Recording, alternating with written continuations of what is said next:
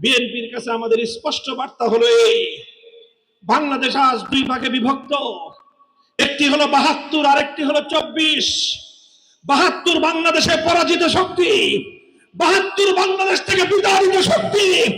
আপনারা যদি ২৪-এর গলায় ছুরি চালিয়ে ৭২-এর পক্ষে দাঁড়াতে চান, আপনাদের সঙ্গে আমাদের আচরণ ভিন্ন কিছু হবে না।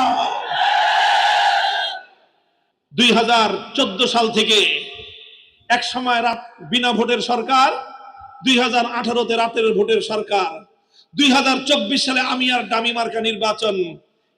জনগণের ভোটাধিকারকে ছিনতাই করে শেখ হাসিনা জনগণকে এক নতুন বুঝ দিতে চেয়েছিল।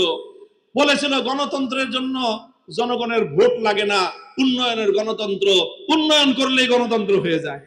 মনে আছে আপনাদের? দক্ষিণবঙ্গের মানুষকে বলল পদ্মা সেতু বানায় দিছি, এটাই তোমাদের গণতন্ত্র।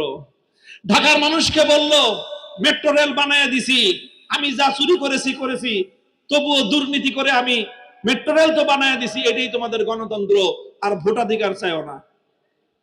যেমনি ভাবে শেখ হাসিনা পদ্মা সেতু আর মেট্রো রেল আর ফ্লাইওভার দিয়ে বলতো এটাই গণতন্ত্র, উন্নয়নের গণতন্ত্র নামে বাংলাদেশের মানুষকে হাইকোর্ট দেখানোর চেষ্টা করেছিল শেখ হাসিনা।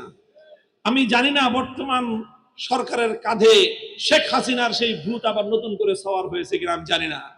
আমার কাছে মনে হচ্ছে বর্তমান সরকার চেষ্টা করতেছে ঘরে ঘরে ফ্যামিলি কার্ড আর খেতে খামারে কৃষক কার্ড দিয়ে কয়েকদিন পরে তারা বলবে যে এই ফ্যামিলি কার্ড আর কৃষক কার্ড এটাই তোমাদের গণতন্ত্র। ঘরে ঘরে কৃষক কার্ডের, ঘরে ঘরে ফ্যামিলি কার্ডের গণতন্ত্র আর ঘরে ঘরে কৃষক কার্ডের গণতন্ত্র দিয়ে যদি শেখ হাসিনার মতো উন্নয়নের গণতন্ত্রের সবক বাংলার মানুষকে পড়ানোর চেষ্টা করেন, বাংলাদেশের মানুষ জুলাই বিপ্লবের সবক স্মরণ করায় দেবে।